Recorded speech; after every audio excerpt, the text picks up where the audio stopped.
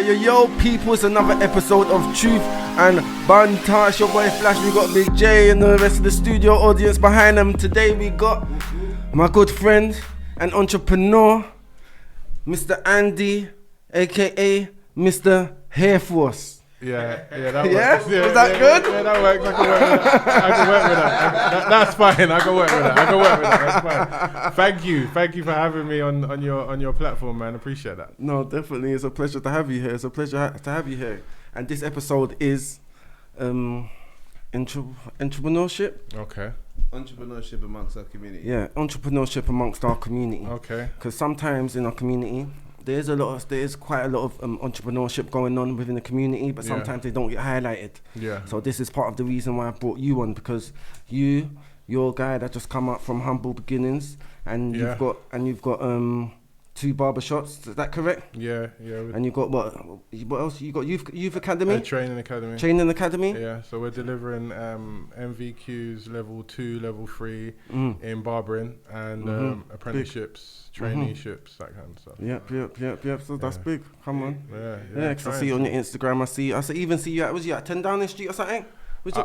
I've been invited down there a couple of times, but those things they're not kite marks. They're not the thing. I know, but sometimes people like to see that stuff I and know, they think, oh my gosh. and isn't that representative of that's like where that's the kind of this era that we're living in, where like I don't know, these photos, they go a long way, don't they? Like this clout era, No, with that one, like family would be, like if we go back to our generation, like your dad, he would have been 10 Downing Street. Absolutely, for we sure. We gotta be happy just for them. No, for sure, absolutely. Status kind, absolutely, no, it definitely. I know what you're saying, but it's something. You try not to measure yourself, or as I say, kite marks. You try not to use these things as kite marks, but it's a byproduct of what we've done. Why don't you use it as kite marks? You've never used kite marks like that. Why just don't kept I on use going. it as kite marks? I don't use it as kite marks because I don't want a scoreboard check, I guess. I don't want to I know where I want to go. Put it that way. I know where I want to go. I know where I want to take the brand. I know where I want to take the company. So it's bigger than that. It's bigger than that. It's about adding value. It's about changing lives, man. No, definitely. Yeah, for sure. 100%. Big up. All right. So on your I can see that you started from. You want to tell them how you started into the barbering and give them a quick breakdown for the people that don't know Hairforce, where they came from. Quick introduction. That's a quick background before that. Quick background of where you. And then transitioning into barbering. Transition. Oh, background on me. Okay, born and raised, born in East London, but moved to South London at an early age. So spent most of my childhood years in South London, Peckham, and my old man was living in Brixton. So I used to go and see the old man every 2 weeks, every fortnight, and he was always there. And he still is there today. Big up to my dad. I saw 1 or 2 things in Peckham as a youngster that I reported back to my mum, and she, I didn't even realise the magnitude of what I was seeing. Like, I didn't even realise at the time because I was a child. Yeah. But for her, I remember the looks in her face. So what sort of things are you referring to? Just like riding my bike downstairs at the bottom of the block and seeing like fiends, needles, foil, like that, them kind of things. My mum's she's an African woman. She's from Sierra Leone, and she the African parenting is different. It has its own lane. So for her, that was like, not my boy child. Yeah. And to be fair, I feel like she made the right decision. Anyway, cut a long story short, we moved back to East London, back to Barking, is where I spent my teens and so on and so forth. Started cutting hair when I was 12 years old. In my mum's house. What made you want to do that? Yeah, that's young. You fast forward a bit. I fast forwarded a bit, You didn't just I? grabbed clippers and started cutting my I hair. fast forwarded a bit. All right, wait. I went too quick. Come Okay. here, little bro. I went too quick. Okay, cat. so after where am I? After we moved back to East London, we moved back to Barking, secondary school in Ilford. That was an interesting time. It was pretty good actually. Good in different senses. Didn't walk away with the most amount of GCSEs, but some good life experiences and some great people did I meet from back then. College was. But see, you're skipping again. You started cutting at 12, but. What did he miss? What made him pick up the he said, pick up the we went from clipper? South to East London, and I started cutting hair at 12, and then Okay. What steered him to pick up the clipper? What made you could pick up the clipper at the first time? What made that little brother or what was 12-year-old boy what is want to it? do that? Whose hair was you cutting at 12? And I remember I was 12 at the time. Should I tell you the story? So my mum, she was a legal secretary. She does something different now. Yeah. And she always did, as a lot of black women did back then, they did hair on the weekend. Yeah. Yeah, a lot of black women did hair on the weekend kind of thing. Yeah. So she held down a 9 to 5, did hair on the weekend, women's hair. Yeah. She came in one day with a video, VHS. I can remember this like it happened just yesterday. She came in with a VHS. And on this VHS was a white boy, and it was Learn How to Cut Hair. It was a VHS cassette. I watched this cassette. I watched it just one time, and it wasn't. As I said, it was a European young man on the cover, and it was white hair getting cut. Yeah. So it was nothing like what we've tapped into now, or nothing like that. But it was enough. Yeah. I watched this video. I watched it one time, and that was it. I said, "Yeah, I want to do this. I want to cut hair."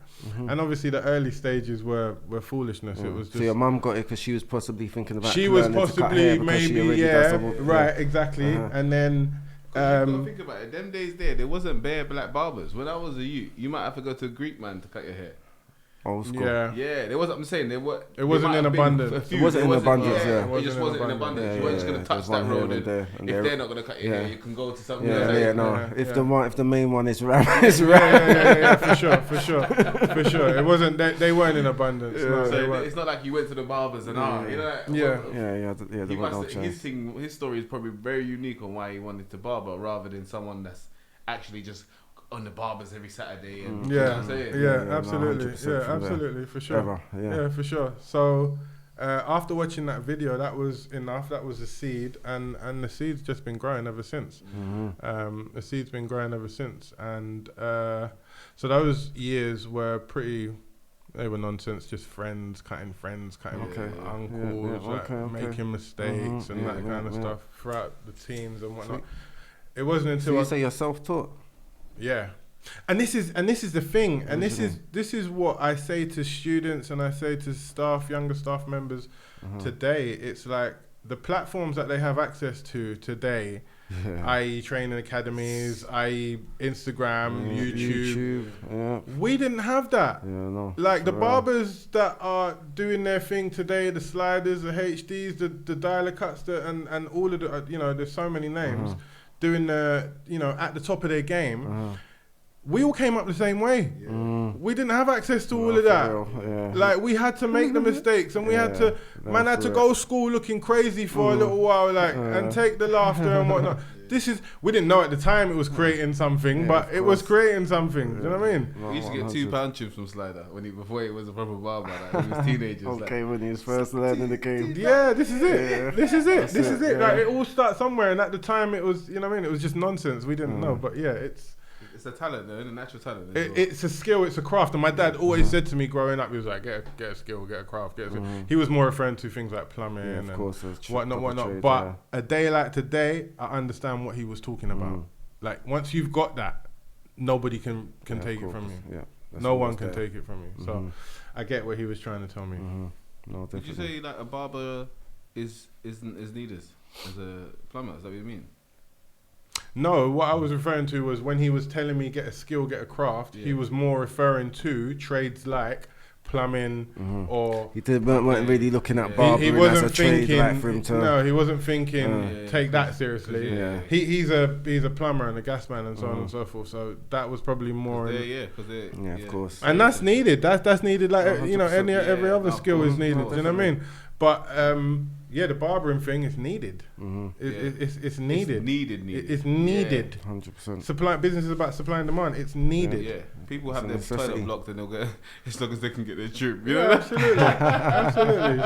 So people need their haircut to maintain their appearance, especially in this day and age. But you know what? As well as we're saying that, Andy must have watched the industry grow where haircuts became an addiction. You know, the same way we're talking about barbers weren't there like that. But when it became more of an industry, you know what I mean? We watched it grow through the 90s. For real. As social media became more bigger, I guess people had to keep up and get more in the barbershop more as well. Yeah, absolutely. Definitely. What'd you say? The internet's had a huge impact. Massive impact. Social media's had massive impact. What would you say has been beneficial? Positive or negative? Definitely positive. Yeah? Definitely positive. Any negatives? There's always going to be negatives, unfortunately, and that's just the internet. There's always like ups and downs, but I tell students, try not to watch too many YouTube clips from all over the world because barbers cut hair differently in all different places.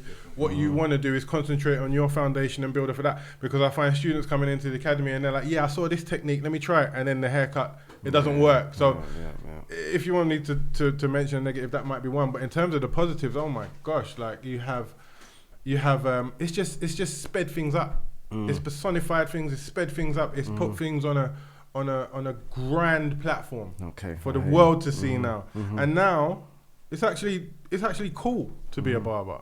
It wasn't cool when we were learning to cut hair. It wasn't cool. It was like, oh, that's what you did if you weren't gonna do well in your GCSEs, or if you like you and the DJs and the MCs, you lot were together because you lot didn't know nothing. You know what I mean? Yeah, you lot didn't know nothing, and you could never go uni and get a career or whatever. But looking back at it, I feel like it was a put off because they knew it was an independent business where you can actually control how much money you make. You know what I'm saying? Yeah, I guess so. As well. Yeah, I guess so. For me, it's like my reasons are quite unique in that, like I say, my mum's an African woman, and therefore coming up back then in the 80s and 90s, it was you go the academic route or you're a failure.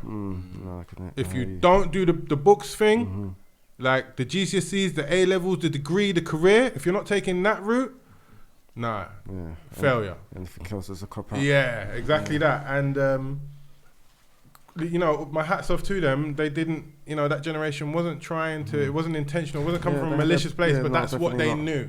You know what I mean? That was their... It worked for their time though, innit? Absolutely. Yeah, that's what I always say. Like working in their time, it worked because it made sense money-wise, financially, how much things cost and all that. You have to remember that... They couldn't see the other way, that side of being successful. No, the creative thing, no, they couldn't really see that. They didn't need to at the same time. No, they never needed to, We always wanted more, but without them, that's what we have to respect. Bearing in mind, they weren't born on this soil. That's what I always say. They weren't born on this soil. We were born into this. So it makes sense that we know it differently to the way they know it. Their priorities was to come here, set up shop, keep the lights on, put food on the table. And their job done. That was it. I'm a good parent if I'm doing that, you know what I mean? And hats off to them because that's what they did. But for us, we were born into this, so we know the systems, we know the resources, the information, we know where to go, so it makes sense. Definitely. It makes sense. And barbering is, I feel like it doesn't get credit for just the entrepreneurial brain. Because there's different things that helps people get the entrepreneurial brain in our community that people don't give credit to. You know what I mean? And barbering, I think, is one of the biggest things in our community. Barbershops, barbering is one of the biggest things in our community, where it was one of the first entrepreneurial set of people. Definitely entrepreneurial set of people, 100%. Yeah, for sure. And that's one of the things that our people do, because people always like, oh, what do you do? You lot don't have we do have shops.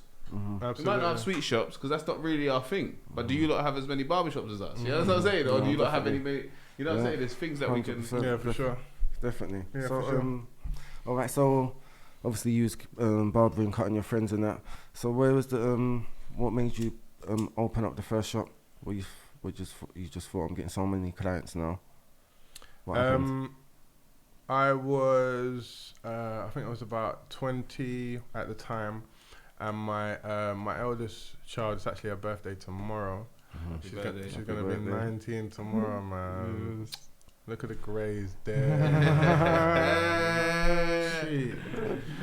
Anyway, she was about to be born, and that was a rocket up my backside. I guess that was something. Incentive. It was a little incentive. So I went and shouts out to Patrick, cut above the rest. I went and got a job in East Ham, in a barbershop. East Ham, really busy barbershop. Yeah. It's still going today. 30-year history. Really smashed it. And I was there for about a 7-year period.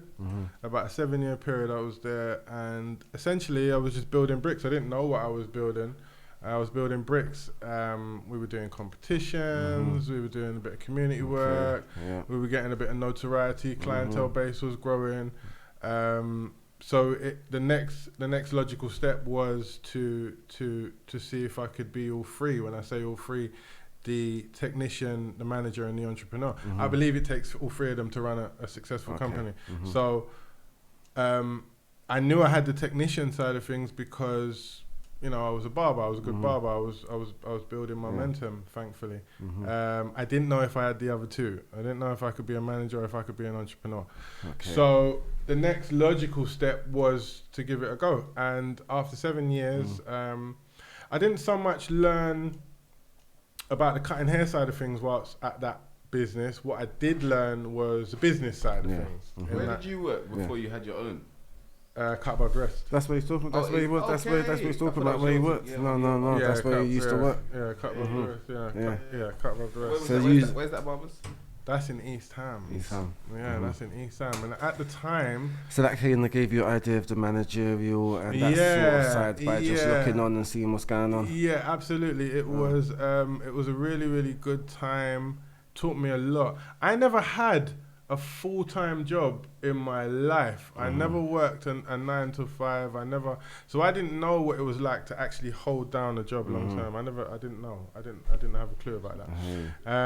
But I learned all of that there. Patrick taught me a whole load, man. He taught a whole load, and I just thought he was, you know, a strict business owner, but there was a bigger picture there. There was a bigger picture there still. You learned that the hard way. Yeah, there was a bigger picture there. So obviously, you know, a lot of the techniques and systems I use to run my businesses today, I learned that there. It was as good then as it is now. You know what I mean? So when you first started up your business, what was it? How did it go? First year? Yeah, that was funny. That was I was 26 at the time, and it was literally sink or swim. It was one of them. Mistakes were made, and I mean, there was time periods where I couldn't wake up properly. There was time periods where my customer service weren't great. There was time periods where, you know, I was just doing things the wrong way. But the best way to get something done or get something learned is do it on the job. Yeah. Doing it on the job. So so you was learning through it basically. I was learning through it. Yeah, I was learning through it. As I said, the technician side of things, cutting hair, I knew that wasn't going to be an issue. Yeah, of course. Yeah, I knew that wasn't going to be an issue. But it was the other side of things. What other side? The managerial, that sort of side. Yeah, being a manager, being an entrepreneur, making your boat go faster, being responsible for making your boat go faster. Just that in itself was like, wow, what do you mean? Taking losses. Yeah, definitely, because that's what scares a lot of people from starting their own business, just those responsibilities. Yeah, absolutely. But it shouldn't though. Because with the right planning and preparation, it's all possible. It's all possible. You say it'll all work out, you say? Yeah, absolutely.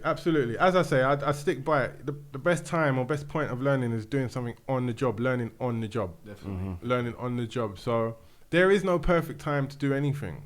There's no perfect time to have a child, buy a house, get married, get a new car, train. There's no perfect time. For real. If you're waiting on a perfect time, then you'll be waiting for a while. Yeah, you'll be waiting forever. Yeah, you'll be waiting for a while. So, so it was about jumping and learning on the job. So to answer your question, it was a good start. We started off in Dagenham, and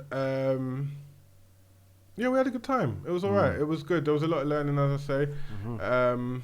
2 years later, we started off in 2009. 2 years later, we started up a branch in Ilford. So we were running from 2 sites now in 2011. So that's after 2 years. That's after 2 years. Yeah, Okay. that's after 2 years. And that was testing again because I'm now finding that I have to cut myself up. And this is where the entrepreneurial... He's working in between right, both of the exactly, branches. yeah, exactly that. So this is where the entrepreneurial side of me was tested. You know what I mean? I've been tested. It still gets tested to this day, but that was probably one of the earlier tests. And 2015, we ran into we had some legal action going on, or legal issues, I should say. What, against you? Well, I actually filed a notice against my landlord at the time. Okay. This was in 2015, and the case took so long to finish. And in the time it was going on, I opened up another shop because I was getting really impatient with the court case and whatnot. So is this the reason why you initially opened another shop? This is why we moved from Dagenham to Romford. This is why we moved that branch, because we had some legal issues. Essentially, it was down to,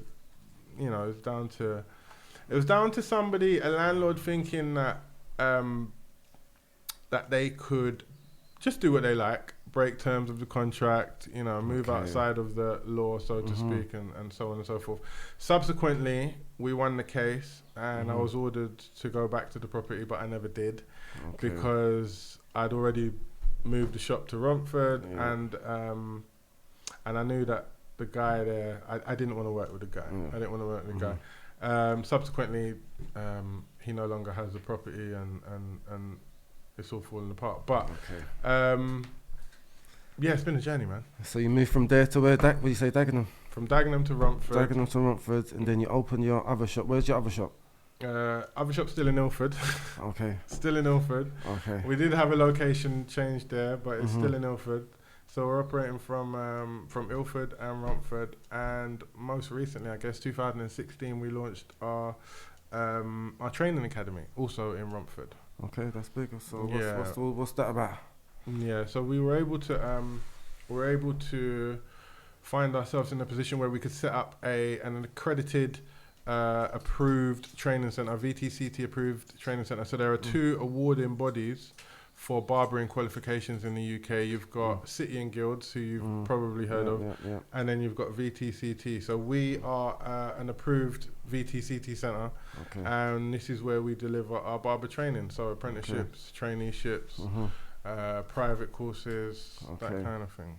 So where's this? Like a separate place where you? It is separate. It's not. It's pretty much on top of our Romford site, but it's a separate dwelling. Yeah, it's a separate building. No, big. Yeah, we're trying. 100%. We're trying. So that's primarily where all my energy is now. Training, yeah, I love it. Love the training, yeah. No, definitely, 100%. So, what information have you got for people trying to do this entrepreneurial thing, and they might be hesitant because of all of these things that they have to take on? Like I say, right now is a golden time, and I think it's really important for the youngsters to understand. These are things that we echo in the academy. I think it's really important for young people to understand that you're in a golden time. Right now, there is no better time to be self-made, to try and step out there, try and step out your comfort zone, to try and set up the things that you want to set up. There isn't a better time. They have an access to a wealth of information, a wealth of resources. They have so much that we didn't have. So right now is a time. Cautiousness or fear shouldn't be something that's at the forefront of their minds right now. Now's the time to jump. And that's the perfect Now's time. the time to jump. Yeah, now's the time. Big. All right, definitely, I feel you. All right, so you've been in this barber shop life how many years now? The barbershop life since I was 17, so probably about 17 years, Yeah, big. Maybe so, 20 years actually, What's like a memorable situation that might have happened within the bar, because obviously barbershops could be crazy places. Yeah, for sure. So, yeah, absolutely. What is like a couple like memories been like, yo, I got so many. That's what I'm thinking. What's the top 3? Oh man, I tell you what what I'll got do. Exposed. I tell you what I'll do. I'll give you my top one, and I'm alright with telling you this because I tell it to people all the time. So, I was working. I was about 20, 21 at the time. Or maybe about 19. I was working in a shop in Barking, and it was a busy shop. Had men on one side, women on the other side. So it was a Saturday as well. Whole heap of weave getting done on that side. Enough man them waiting for their haircuts on the other side. Yeah. And I had this big African guy in my chair, and he was bigger than me, and he was a big guy. Probably like, you know, I don't know if he was Nigerian or Ghanaian, but it's a big guy, very firm, very. You don't really want to mess with this kind of guy. You don't want to mess with him anyway. I was nervous already, just because this is early stages. You know what I mean? So I was nervous. Confidence up. No, I didn't. The confidence wasn't in the right place. So I've done this hair and I've done this shape up, and the way the guy stood up, I thought my life was. I thought it could be a situation. I thought this could be a situation. The guy said, "Bro, look at my hairline. My hairline's on slant right now. It's like there's nothing straight about my hairline right now." That's what he said to you? Yeah, he said that to me. He said that to me. Bearing in mind, it's Saturday, the busy shop, women on one side, men on the other side. If there was a hole in the floor, so everyone's paying attention now. I would have jumped in that hole, man. Everyone's in tune. Yeah, now. all eyes. Every single eye is on me and on the situation. And I couldn't have been more embarrassed. This is probably the most embarrassing situation of my life. And he shouted, and he was fuming. He was raging. Flash. This guy was incensed. He was absolutely perplexed. I thought it was a situation. Yeah, he wanted to do me something. Okay. I was a young kid at the time. This was a man. Okay. And he wanted to harm me. I know he did. I know he did. What there was no coming back from no, from the start. The way it was, he would have had to walk like that for it to resemble anything straight. So he was shouting, he's angry, blah blah blah. And I say this to people now. I had two choices, man. I could have walked out the shop and said, you know what, this is too much for me. I can't deal with it. Blah blah blah. Or I could go in the back, sit down for 45 minutes, wait for the current cohort of clients to leave, get their haircut and leave, wait for a new cohort of clients to come in, step out the back, and with my chest say, who's next? Yeah. I had those two choices. Thankfully, I chose the latter, and I think that it's situations like that. So how long was you in there for before you come out? Was it 45 minutes? Yeah, I might have even gone for a walk, but I completely let that cohort of people leave the shop, and you go again, man. If you fall off the bike, you have to get back on, innit? Like you wipe yourself down and you get back up. But nowadays, I'm finding that there's this is a message I'm having to send home quite regularly because a lot of the youngsters there, they seem to be a bit more. These things are these are game changers for them. Yeah. Like have a scenario like that happen. And like I might not. Okay, they might not see you. I might not. Yeah, I might not. Yeah, you know what I mean? Yeah. So it's about learning how to grow a thick set of skin and just, you know what I mean, maneuver through these situations because they are gonna happen. No, definitely. That's part of being a professional. It's part and parcel of coming up. So if you wanted an embarrassing scenario, there was one on camera for you right now. I got a question. What do you think about these whole lace wig things? Okay. On men. And do you do them? On men? Yeah. That's a good question. Are they called actually lace wigs for the men? No, that's what I think they're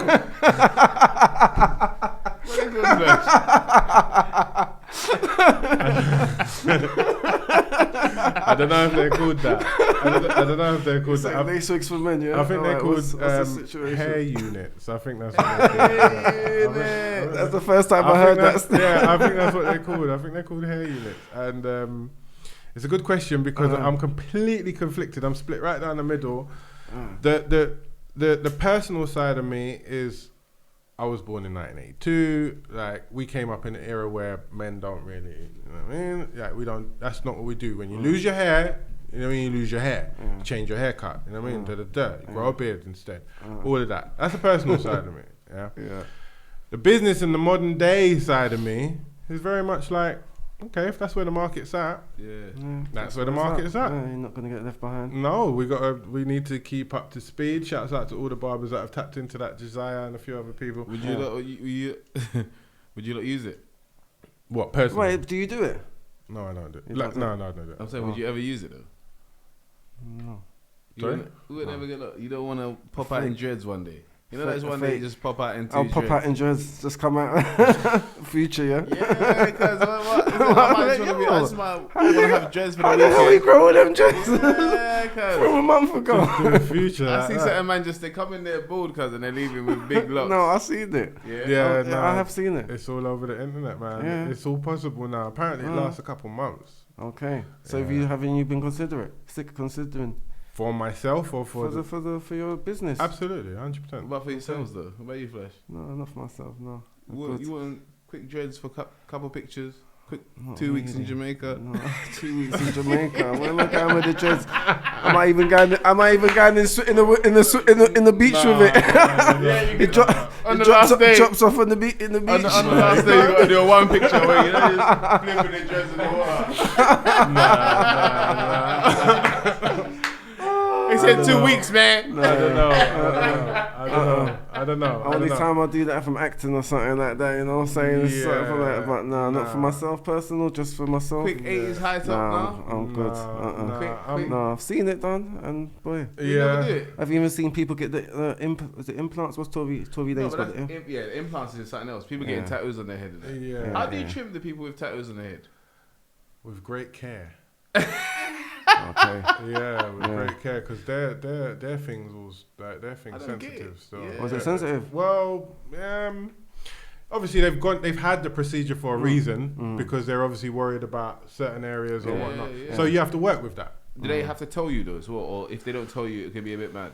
Now, 9 times out of 10, they would probably mention it. Yeah. 9 times out of 10, I think you use your eye, your discretion, and like you know if somebody's okay, so I'll be easy there because I can see blah blah blah.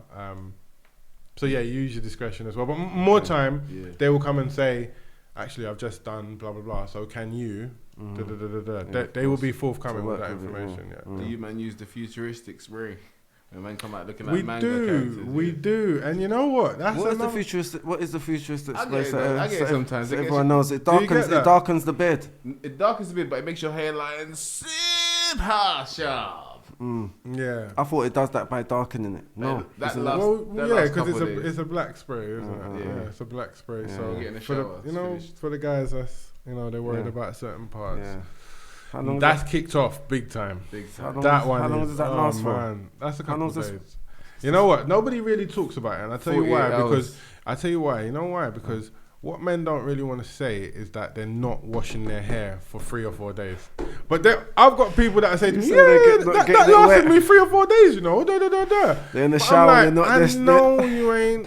You know what smacks it? I know you ain't washed it will last one shower. Not you scrubbing it. No, you're not even allowed to put your head in the shower. You got to shower. It will last Are one you sure? shower 100% because I've had it on my hairline. That you know, like where I'm like, so you say last one. I thought it was gonna be gone. Yeah. One shower. Yeah. So water can touch it and it's good for the one time.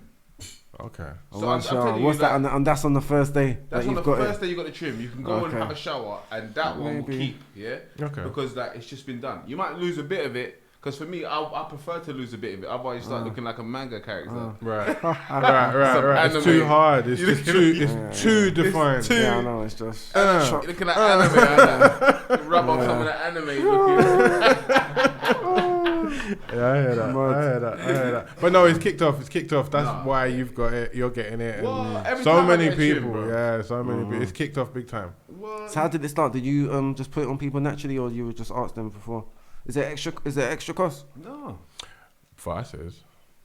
For the client, for the customer? Yeah, for the client, yeah. Oh, it's for extra, have to pay extra? Yeah, for us. Okay. I like pennies, £3.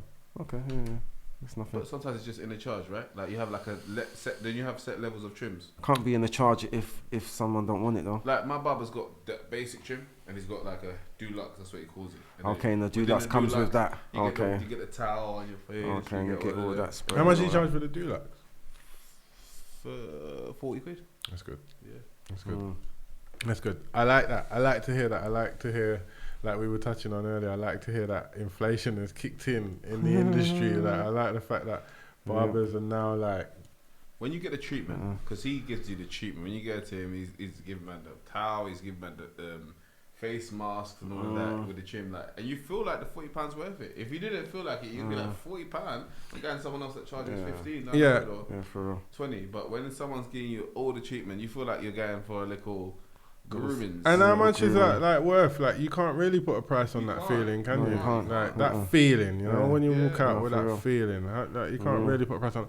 If you're not investing in yourself, what are you doing? You know, and that feeling, £30, £40, you know what I mean, for that feeling. And it's the same timing, because certain barbers will just be talking to you, but within that time they're talking to you, it might be an hour. So, but there's certain barbers that will make sure all of that's happening within the hour. Yeah, absolutely. Yeah, for sure. Still make it work. Yeah, for sure. Yeah, absolutely. Definitely. I hear that. So you say, how was it being a barber going through the COVID times? Did it hurt your pocket, or did it? I don't know. Well, now we're out of lockdown. Was it beneficial? Or how you feel? The COVID thing and barbering is a really big deal. Any barber will tell you the game has changed massively in so many different ways. When you look So it's changed since COVID. Now, since COVID kicked in and lockdown to now, the barbering is a different game now. A little bit different, a little bit different in terms of so COVID brought in a rise of mobile barbers. COVID brought in a rise of mobile barbers. Like the first lockdown last year, March, when I was going to get my food shopping, and when everyone's queuing up outside, I saw crazy afros, mad haircuts that weren't right. Everything looked like we were in lockdown. Yeah. By second lockdown, I'm going to get my food shopping. Everyone's crisp, fades, shape ups, beards, black spray. Everyone's cool. So I'm like, the mobile thing and the house thing. That's what I'm saying. Like, is mobile, you mean even in the yard? Yeah, that's what I mean. Okay, I thought because I'm thinking about the van. That's what no, not the van thing. But well, I guess that's good though. I guess people travel in it, so that's what I mean. Mobile. Yeah, that's what I mean. Yeah, Okay. coming to trim you in your house, whatnot. That thing took a big rise. Speaking to barbers in the industry, I know it took a big rise. So did the vans. The van thing, that's good. Yeah, shouts out to Trim They It. was able to, Yeah, for sure. That's a business that's worth exploring. So that's just one dynamic of COVID affecting the industry. There's so many other areas that COVID affected the industry. Like we're rebuilding. Put it that way. Did it affect you more negative or positive? No, definitely negative. Yeah, definitely. The business for you, like personally, so you got your shops and that, haven't you? Me, and you're not a mobile barber, are you? I'm not a mobile barber. I haven't been cutting hair throughout the lockdown. I wasn't cutting hair throughout the lockdown, but affected me personally. I'd actually say positively. Me personally, in that. That's good. I don't want to bore you, but I became very accustomed to working in my business as opposed to on my business. So COVID taught me how to run a business without being in the business. It sounds silly after 10, 11 years in the game, but delegation, outsourcing, things of that nature were not my immediate skill set. Like I was really focusing on the technician side of things, being a good barber, being the best barber I could be. If I'm the best barber I could be, I can keep the clients walking through the door, blah, blah, blah. Which is true. Yeah. However, running a business isn't all about that. Regardless of whether it's a plumbing business, cake business, barbering business, whatever the case is. If you haven't got the ability, or if you're not able to work on your business as opposed to in your business, you're always going to struggle. You're going to struggle, and you need to. There's a difference. There's a fundamental difference between the two. COVID taught me that. COVID taught me that. I had an idea before, whatever, but COVID reaffirmed in me that, oh, hang on a sec. There's a fundamental difference between the two. So personally, to answer your question, I've taken as many positives out of the COVID scenario as I possibly can. Gave me time to set up things that I didn't necessarily have time to set up, ideas that were festering. I now had time to write them down on paper, plans that I, it gave. That's what we're working on your business. Things like that. Yeah. That's the positivity that I took from it in terms of the business. Before that, you never really focused on that, or you maybe used to. No, because there you go. You're wrapped up, aren't you? You got clients booking you left, right, and centre. You got barbers that need you. You're training up students. So when you're in the windmill, you sort of you forget those things, or you ain't got time for those things. As soon as lockdown come around, boom, there you go. I've got time to now to bring forward these things that are happening inside of my brain. You give your time with your kids, a bit more time. Absolutely, loads of time with my kids, loads of time with my missus, loads of time with the people that really, really matter to me. So now over the last 14, 15 months, we've understood each other a lot better. We've learned each other a lot better. Do you know what I mean? And it's been a really good time. That has been an incredible time. That's a blessing, because I know I sort of know through COVID there's a certain couple that didn't make it. Oh, is it? They didn't make it to the other side. They got hit in COVID. Yeah, no, you know what? That's big facts. You know, that happened a lot. You know, there's a lot of that took place, and that's unfortunate. But for us, we were able to. Yeah, it wasn't all smooth sailing. Do you know what I mean? I'd be lying as long as you was able to make it through. But like there was growth. There's every day is a learning day. Every day is a learning day. So it's growth. That's what we're on. How competitive is it in the barbers when someone's getting more clients than the next person and things like that? And even you as a owner of a barber, is it ever technical when do you feel like when someone's getting more clients than you and within the shop within your shop? For me, that is one side of the industry that I've found the most awful and the most hurtful to our industry is that it's a very, very fine sword. And yes, there has to be competitiveness. Yes, there has to be, that keeps you at the top of your game and whatnot. When that competitiveness turns into, don't talk to that client, that's my client. Now we've created a problem that didn't need to be there. Now we've created an uncomfortable atmosphere for the client that didn't really need to be there. Now we're acting unprofessionally. Yeah, definitely.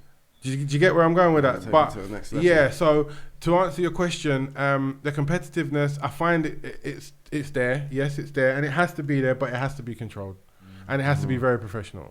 It has to be very professional, because at the end of the day, Billy, Bob, or Sam coming in to spend his money in your business, you don't really need all of that. No, of course not. You don't really need all that. You don't really need to see you lot washing your dirty laundry out in public. He came here for a trim. So let's give him the most professional trim that we can give him. So we say sometimes they're saying this in front of the client. You're saying? Yeah, absolutely. I've seen it. I've witnessed it. Absolutely. Like people getting, and that's not right. That's not cool. There's enough to go around.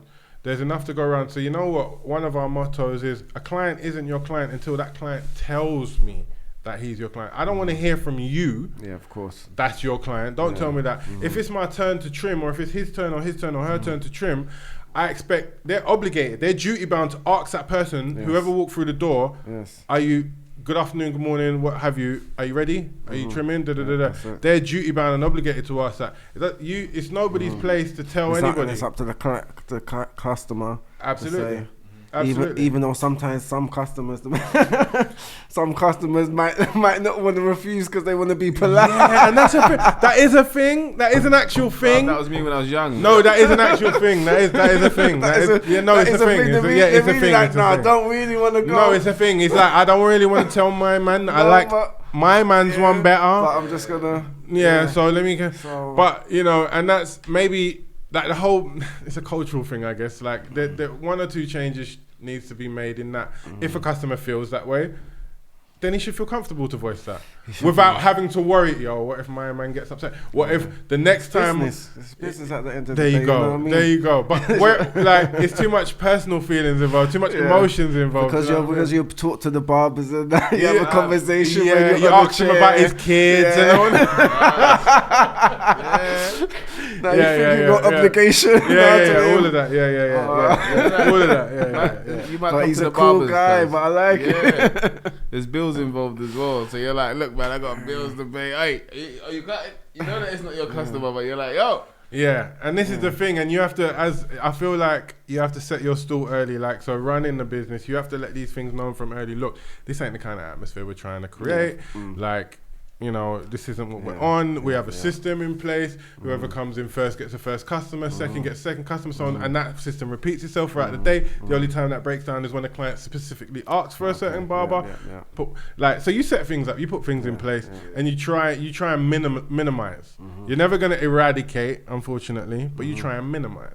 You get it? Yeah, definitely. It's important, isn't it? No, definitely. So, let me see in the barber game, yeah? Go on. Is there rules and regulations for how close another barbershop can open up next to you? You know them ones there? I just opened up and they just opened 2 doors away and they're just napping a couple of my customers. When my one's full, like they're just going 2 doors away now. Cheaper prices and shit. It happens. They're trying to underprice me. It happens, unfortunately, it happens. They got the little thing outside the door and unfortunately, it happens. No, unfortunately, it happens. It does. It's very. It gets techie. A lot of the time, you hear it off the back of like the last time I heard it was off the back of like a beef, like 2 barbers and the owner and the barber didn't see eye to eye. So then the barber said, you know what? Boom. Okay. Boom. Let me do my thing over there. Okay. Boom. And I'm like, you know, each to their own. You know, if you feel that that's the only, you know what I mean? If you feel that that's your only option, fine. I'm not, you know, you got kids to feed. It's a bit direct. But if you've benefited, and I'm someone that works with the universe, that I highly believe that there's other things at play here. So if you put that out there, like, you might get that back in a little while. Okay. You know what I mean? If you try that sort of energy. If you try and it's kind of bad man, is it like, not? Well, if you've benefited from that establishment, if you've worked there for a considerable amount of time, if you've built your profile, at least have the respect. We've got clients from there. At least have the respect to, you know what I mean, not spit in the person's face. At least have that kind of, you know what I mean. But like I say, like each to their own, and you know. But yeah, it gets sticky. Gets sticky. No, so I was thinking that sometimes I see happens, innit? There's a barbershop there. Yo, this one just over there, like happens. You know, you cut celebrities. Me personally, couple, championship footballer. Got a BBC presenter. What are you doing with Fury? Tyson Fury? No, that wasn't a haircut. That wasn't. Tyson Fury. That wasn't a haircut. He actually just passed by one of our branches. To be fair, our Ilford branch. Okay, that's nice. Yeah, well, he actually passed by. But you sure you never got a shave up? You know what? He already had the low thing going on. He already had like the 0.5 or something, or like the 0.25. So he was good. But no, not so many celebrities. Not so couple many, little grime stars. I think one or two of our barbers have got 1 or 2 rappers, 1 or 2. You know what I mean? But we're not really focused on that. That's what we was talking about earlier. The picture thing. They seem to go a long way on the gram when you post up a rapper or they seem to go a long way. Which credit to whoever. You know what I mean? Credit to them. Not so much focus on that. Not so much. Yeah. Whoever wants me to cut their hair, I'll cut their hair. You're not focused on the clout then, basically. Yeah, so. if whoever wants a haircut, I'll give them a haircut. Was you ever a guy to go into them, remember back in the day, I don't know if it still used to goes on now, but there used to be them competitions. Afro hair and beauty. Afro hair and beauty. Yeah, we used to love a bit of that, man. Used to love it. Did you take a bit part of that? Yeah, I used to absolutely love it. Never actually won it. Entered it like three or 4 times. Never won it. The closest I got to was second. The closest I got to was come on. Big up Steve, because I went there with Steve. Steve won a couple. Yeah, Steve's a don in that area. Cade, MK, all the design dons. Big up them. Never actually won it, but yeah, we used to love that. And in terms of some of the early notoriety that I was mentioning to you whilst working in East Ham, them things helped. So entering them things, they helped. This was like, in our days, this was before the gram. You know what I mean? But it still helped. You know what I mean? That put you on. Definitely. People were like, That was a that's big my thing. man. My man. I saw him on stage at da da da da. That was a big thing. Yeah, it helped. It helped. And then when you come, was a barber. That was clout, like. yeah. Before the gram, before the gram. So when you come back, you put your little trophy on your thing. What you was down there? All right, then I'm waiting for my man.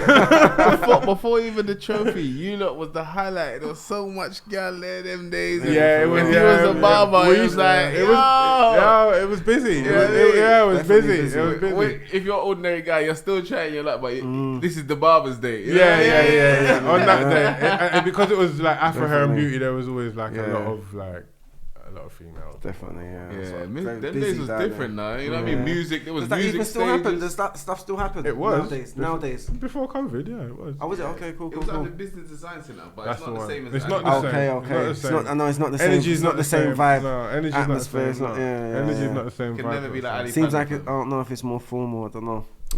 Maybe they've tried to go that way. Probably, but I don't know. It doesn't even get promoted like it used to. Yeah, it doesn't. You just hear it's today. Yeah. Do you know what? I remember Ali It's Pali. more quiet, it seems. The man them with the bikes used to turn up all the time, like every year. Yeah, that don't happen again. That don't really happen. There's nowhere to come through because it's just where they're coming through. That don't really happen again. No, definitely. It was an event at Ali Padi. That was an era, man. That was a good era. Yeah, definitely. Yeah, it was a good era for barbering stuff. Yeah.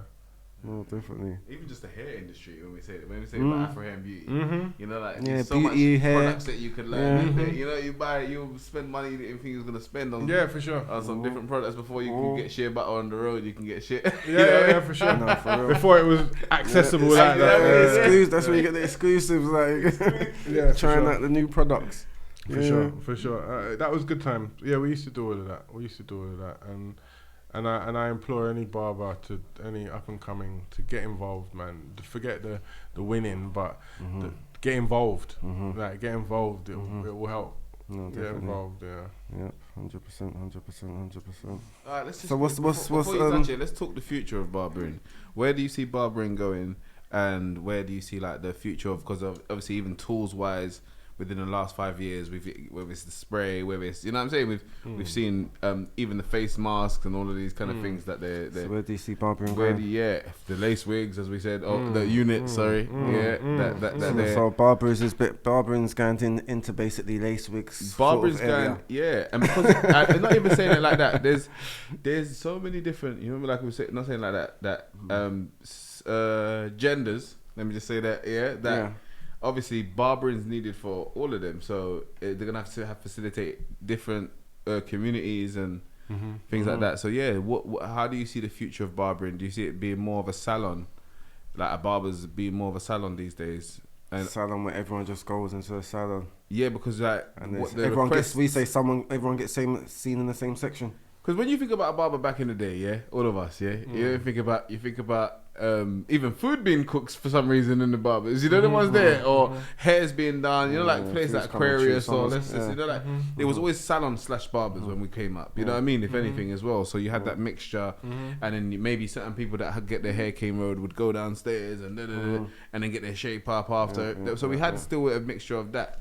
So do you feel like it's going back towards it being salon/barbers because the things that everyone want now, and where Instagram and social media is taking things, it's taking it to a new place. So where do you see the future of barbering? Like, I feel like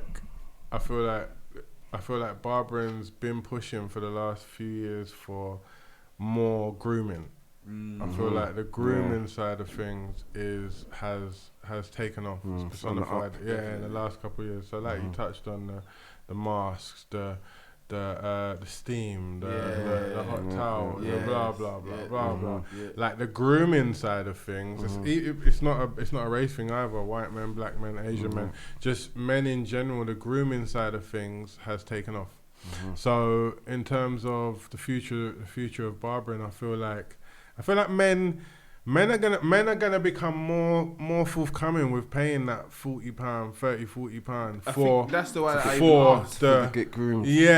Because it's now left just barbering, and then it's now gone into it's not an up and coming industry. Like when we started, £5 for the kids, £10 for the adults. Come on, like it was an early industry them days, isn't it? But when you're going to the barbers now, I think people should start getting prepared. Yeah, obviously the kids can. I understand if a youth's paying for his trim for it to be £5 to £10, I feel like that's part of our community. You know, like for the gesture, of course. Just so, you know what I'm saying. So for the kids, come on. But other than that, man, them have to step up their money for when they go into every industry's getting big. So like we say, put money back into our community.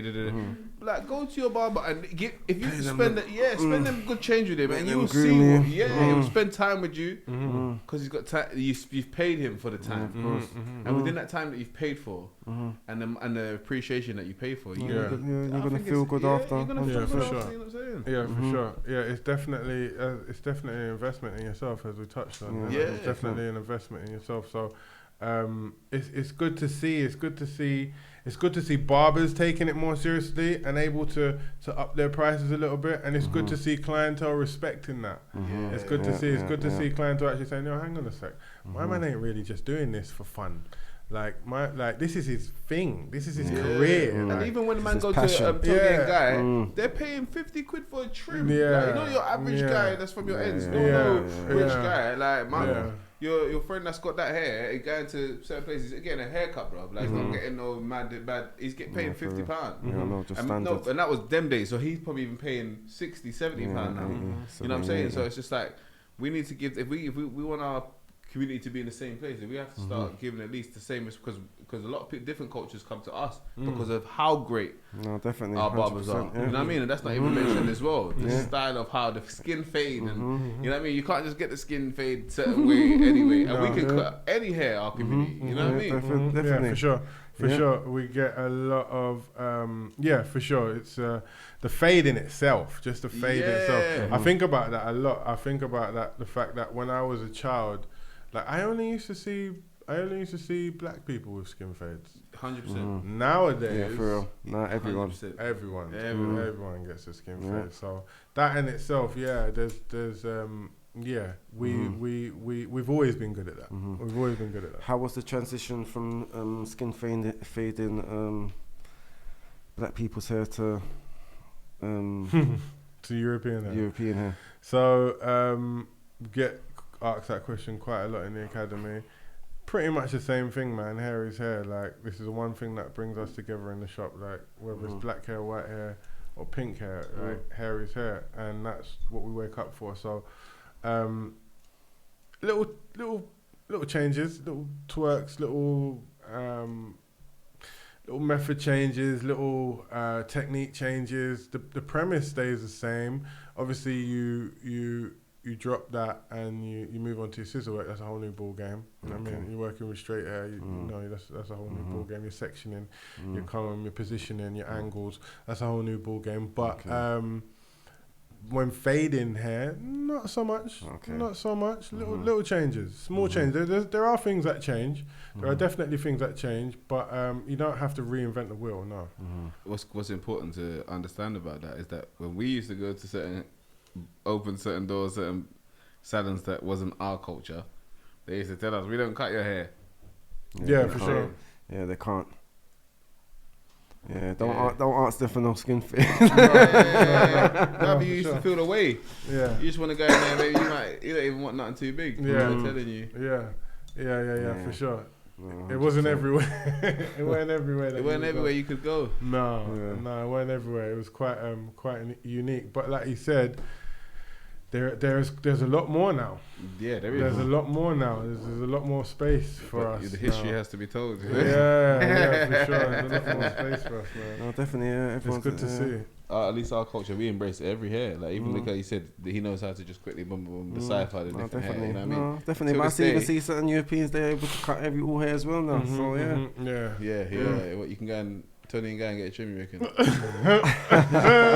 I see it on the gram with it, certain like. Well, you saw Tony and Guy giving skin fades. I see one guy that he's not Tony and Guy, one guy. I don't know him, innit? It's like, come on, there's some white guys from that grew up. No, it's but they went to black barbers more time. That grew up with man, innit? So they just yeah, for sure. But they go to man's barbers. Yeah, of course. Yeah, they grew up on that as well. Yeah, they grew up on that. Yeah. Believe it or not, I've trained people like. White kids, Asian kids. It can be trained. Like you can learn it. It's not race specific or anything like that. You can learn it. So The game's different now, man. The game's different. Yeah, no, definitely. Yeah, no, the game's definitely different. Yeah, Yeah. the game's definitely different. So, for all the kids that want to know about your academy, like where can they find it, etc. Yeah, so our training academy is based in Romford, and we, as I say, we deliver MVQs, level 2, level 3. What age is this working with? We're working with 18 to 24. Okay. No, sorry, 16 to 24. We're working with 16 to 24, and as I say, if you're interested in learning the art of barbering, if you're interested in running your own business, if you're interested in being in control of your own earnings, learning how to be the master of your own ship, so on and so forth. We have a platform that we can teach that. We can teach that. So, hit us up. Instagram, social media, we're all over it. We got a high level of passion for the training, man. High level of passion. Like, I really do believe in the training. Like, the difficulties I had as an up and coming barber doing that self-taught thing, I don't want people to go through that. I don't want people to go through that. I want it to be easier for them to win. Like, they need to have a platform that they know, right, don't do that because that'll end you up there. Do that will speed up your career. Blah blah blah blah blah. So I've got a high level of passion for the training. Where's your training based? So our training academy is based in Romford, Essex. Romford. Do you do some of it in the barbers? Students who make it to that point where they're ready to be put on the shop floor, we'll put them on the shop floor. Okay. Students who are confident to get to the shop floor. I walked in there today, and oh my gosh, this female, she did this awesome haircut. I'm thinking about like putting her on the shop floor because the haircut she did in the academy was incredible. She's not very confident. She's not. If you ask her, she'll say, "I'm still learning. I can't cut hair." But man, she's phenomenal. She's cold, she's phenomenal. She don't know it yet. She just don't know it yet. She's phenomenal. Big. So do you know one thing that I have to big you up for that I remember that you did is that you was doing cuts for homeless people. Yeah. Okay. Can you talk about that a bit? Before? Yeah. So prior to the COVID, we tried to make it like an annual thing. You know what I mean? Every year, every Christmas, as a minimum, we do. We work with Centrepoint, and we were doing the sleep out, and we were doing a bit of work with Centrepoint. What's the sleep out before you see? So it's what it says on the tin. Yeah, sleeping out in the cold, basically living the life of a. It's what it says on the tin. So it's a charitable event where you sleep on the street and you attempt to raise money, and you try and step into their world. You know what I mean? I remember you raising You try and step into their world for a night and try and find out what that's all about. And we ended up doing that 3 times. Like, I've done it about 3 times now, 3 years in a row. That's really cool. Like, it's cool. It's cool. It's an experience. It's an experience. Yeah, it's cool. You get a lot from it. You get a lot from it. Do you know what I mean? That's really cool. But prior to the COVID, we'll go to like homeless establishments, and we'll give out free haircuts because it's Christmas time. Do you know what I mean? Like, I can't give you much, but I can give you a haircut, and it might help you in that Christmas period. Do you know what I mean? When we have a chat while I'm cutting your hair, that might help you. It's about adding value. Any opportunity to add value, man, I'll take it. I'll take it anywhere. I'll try and add value, and if that is the thing that makes a difference for you, then listen, that makes a difference to all of us. So if you're homeless, that must make someone I've got a fresh trim. For sure. Christmas time. That's why I always remembered it. You know that can work wonders. Yeah. I always remembered it because he did it so early. I saw other people doing it years after, but I remember Andy did it very early, and that's one thing I remembered him for. Like, that's he was there doing it early. Yeah. We've been doing that for a while. I appreciate you for that, Jay.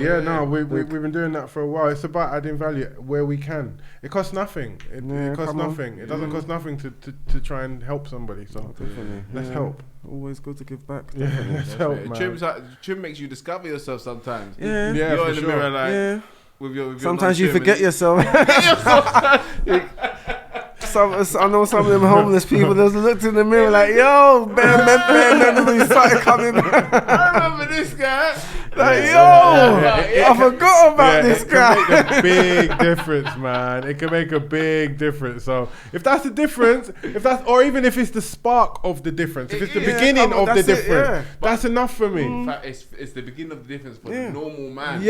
So, that's what I'm saying. So you got to really understand how big that is for homeless people. Yeah, for sure, it's man. It's like, you're really bringing them back. No one took them to get and shit. it's random as well. You get me? Just that look in the mirror can spark everything. He might think, you know what, I'm gonna go and see my girlfriend. You know what, I'm gonna go to that job centre. Of course. You know what I mean? It might be the beginning. You know of the what? I'm difference. gonna go and see that family member. Yeah, there you go. You know them ones there. There you go. Right still. There you I'm go. looking alright still. It could be the beginning, man. You're gonna think things like I'm presentable. Yeah, for sure. So we try, man. Yeah, we try. Definitely, 100%. So, what's for the future of Hairforce? The future of Hairforce is probably more in line with the training that we've been delivering. Probably more in line with like just training, franchising. Are you doing any more shops? You growing any more? You got 2 already. You say you still? Is it? Yeah, you franchising? Is someone that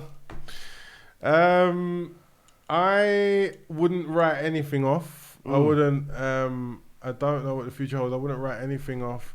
It's because we found the academy, like the training side of things in 2016. That's where I've invested my energy, and that's what, I love working on these little Andersons. Helping these little Andersons. Whereas Anderson didn't have an Anderson. That's why I thought you might have got another shop as well, because you got the academy now. You've got a stream of like people that's coming through. Like, you know what I mean? So they're gonna be. Hairforce wheels, the mobile wheels, another one. Might have to get a van. I like that. Might need to build another academy in the next area where the new shop is. Yeah. I see where you're going with this. Get a decent transit for like 8 bills to 1.5, and then you just 5 bills on the wall. I see where you're going with this. No, it's more the training, and that's what took over for us. It's more the training that took over. So I'm gonna spend some more time trying to solidify the platform and give the next generation like a proper springboard, like a springboard like we never had, like a proper springboard. If you jump off of this, you're in. You're in. If you commit, you're in. But you gotta commit. You know what I mean? You gotta be obsessed. You gotta throw yourself at it. You throw yourself at anything, it comes. Oh, definitely. So the future of Hairforce, to answer your question, I think it's in line with the training that we're doing, and I think we'll be trying to do a lot more of that. Maybe you should start a reality show in there, you know what I mean? Like Black Ink. Do you know what? That always works, when you put a camera in a barbershop, always works. Always. Has never lost. Never lost. People, you might see the Hairforce one. Macaroni. Might see it. Might see it. You put a camera in the Hairforce. You put a camera in the barbershop. It's never lost, man. There's so many different characters, so much different energy, so much charisma. You put a camera in a barbershop, content's a winner. Yeah, 100%. There you go, you guys. Found your first project and investment, mate. There you go, all you guys. There you go. Hit me up. I'll give you the account details. Boom.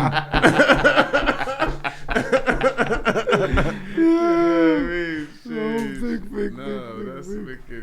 No, definitely. Yeah, I'm all out of questions. That was great, man. Great reasoning. So basically, man. So what's gonna happen is, in the future, Hairforce is gonna be opening a couple more shops and that. It's probably gonna have another academy and that.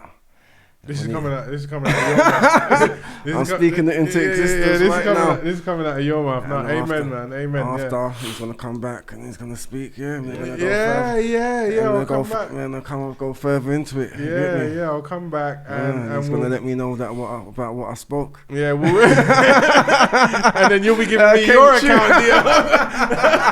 I know how this works. No, I hear you. I hear you. We'll see. No, but stepping stones, definitely you're doing great things anyway. You're working with the kids, the homeless. No, you're different. Last piece of advice for people that's trying to start their own business. Yeah. Anybody trying to start their own business right now, as I say, be obsessed.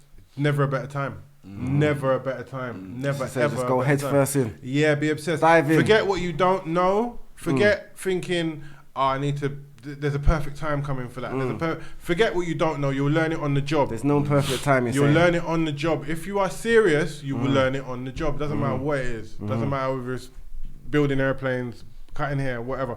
You will learn it on the job. So there is no better time to be self-made right now. There's no better time to tap into the resources that we got, the information that we got, hit this information superhighway that we've been riding. There's no better time. So Use jump. all the resources. Yeah, jump off the cliff. You will fly. You will fly. Spread your wings. Amen. You will fly. Amen. Big. Words of advice from Mr. Andy. That's the Hairforce. Hairforce and. So yo, fam, it's another episode of Chief of Banter. Want to big up Andy Hairforce for coming through. Yo, it's a pleasure.